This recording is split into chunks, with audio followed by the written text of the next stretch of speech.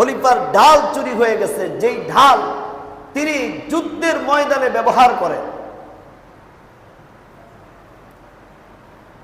এই ডাল ইহুদি চুরি করে নিয়ে যাওয়ার পরে ডালটা যে ইহুদির কাছে আছে, আলী রাদিয়াল্লাহু তাআলা আনহুর ছেলে সম্ভবত হাসান, তিনি দেখেছেন ইহুদির কাছে তার পিতার ব্যবহার করা ডালটা ইহুদির বাড়িতে আছে।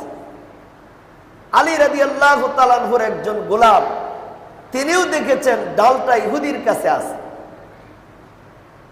আলী রাদিয়াল্লাহু তাআলা আনহু দুইজনের কাছ থেকে শুনলেন ডালটি ইহুদি চুরি করেছে, ইহুদির কাছে ডালটা আছে। আলী রাদিয়াল্লাহু তাআলা আনহু কিন্তু মুসলিম জাহানের খলিফা, তিনি শাসন করেন গোটা আরব, গোটা আরবের সমগ্র রাষ্ট্রগুলাকে তিনি শাসন করেন।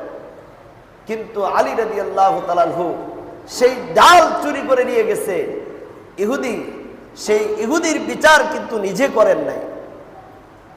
মুসলিম জাহানের খলিফা হযরত আলী রাদিয়াল্লাহু তাআলা আনহু তিনি নিয়োগ দিয়েছিলেন কুফার প্রধান বিচারপতি কাজী শুরাইহ রাদিয়াল্লাহু তাআলা আনহুকে।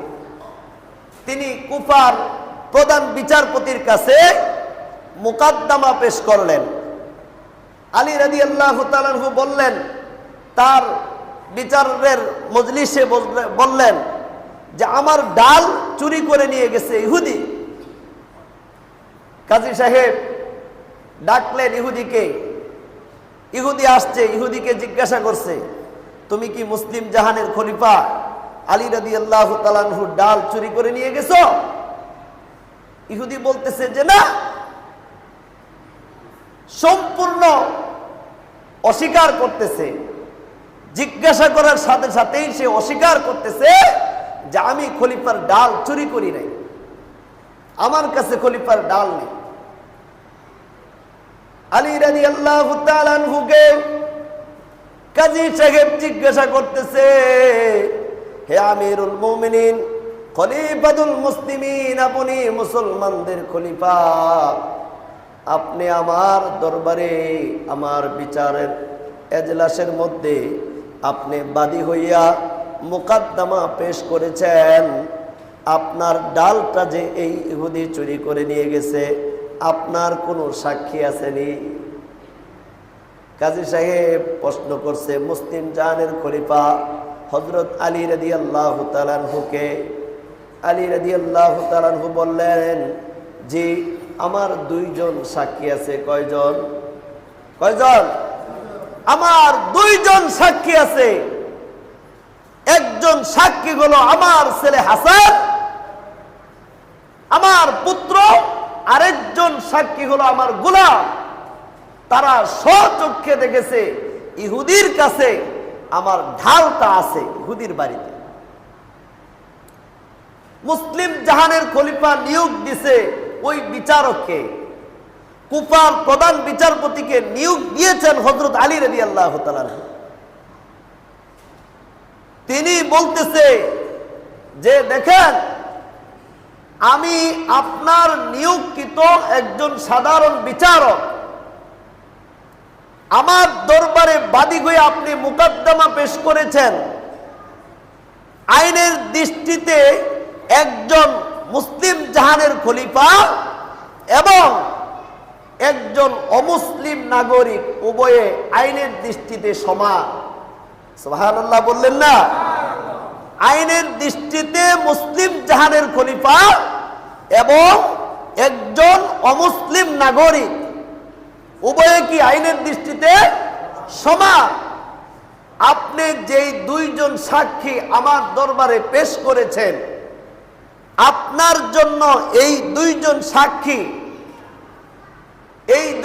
সাক্ষীর সাক্ষ্য এখানে কার্যকর হবে না। কারণ একজন হলো আপনার পুত্র, আরেকজন হলো আপনার গোলাম।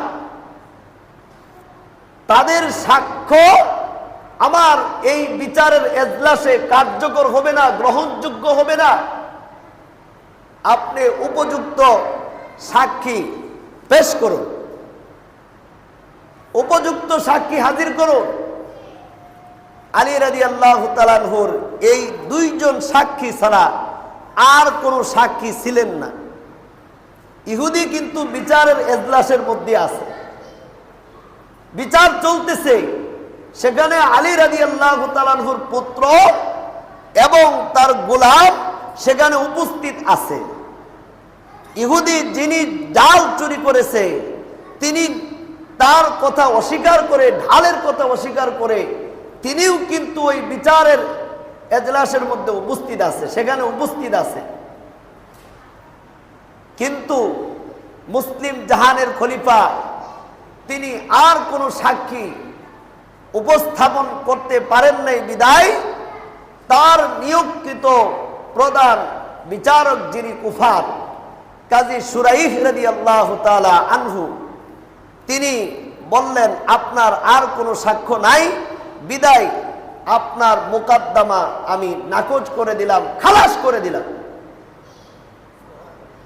চিন্তা করছেন, মুসলিম জাহানের খলিফা তিনি নিয়োগ দিয়েছেন বিচারক, ওই বিচারকের দরবারে মোকদ্দমা পেশ করেছেন মুসলিম জাহানের খলিফা।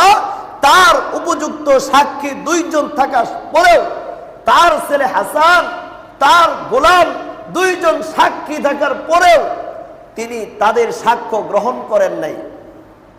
আইনের দৃষ্টিতে উভয়ে সমান বলে তার সাক্ষ্য নাকচ করে দিয়ে বিচারক এজলাস ত্যাগ করে চলে গেছে। বিচারক এজলাস ত্যাগ করে চলে গেছে। আর মুসলিম জাহানের খলিফা তিনি কোন রকমের প্রতিক্রিয়া দেখান নাই, তিনি কোন রকমের প্রতিবাদ করেন নাই যে আমি মুসলিম জাহানের খলিফা, অথচ বিচার আমার পক্ষে আসে নাই, বিচার চলে গেছে ইহুদির পক্ষে।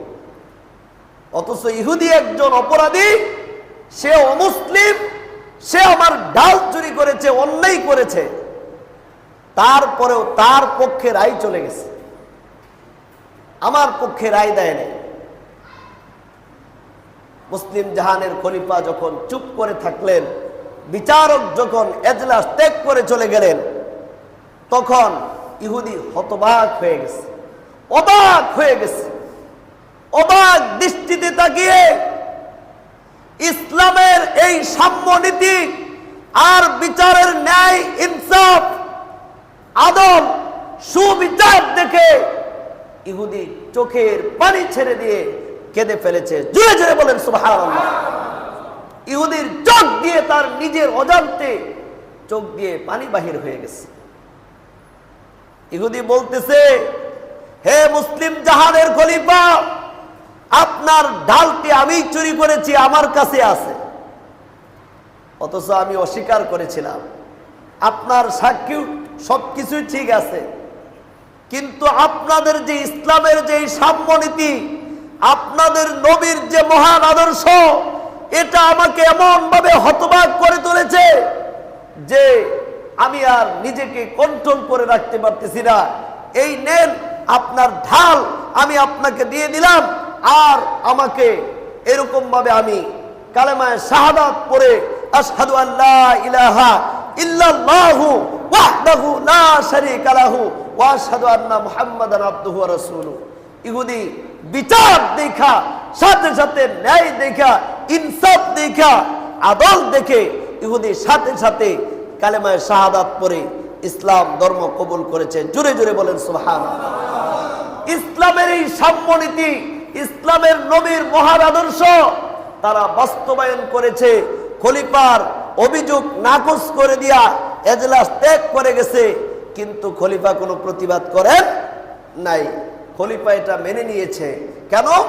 আল্লাহর হুকুম যেভাবে আছে সেভাবেই বিচার ফায়সালা দুনিয়ার শুরু থেকে চলে আসতেছে, এখন পর্যন্ত চলতেছে, কিয়ামত পর্যন্ত আল্লাহর যে হুকুম আছে সেভাবেই আল্লাহর হুকুম অনুযায়ী বিচার ফায়সালা চলতে থাকবে। সুবহানাল্লাহ বলেন।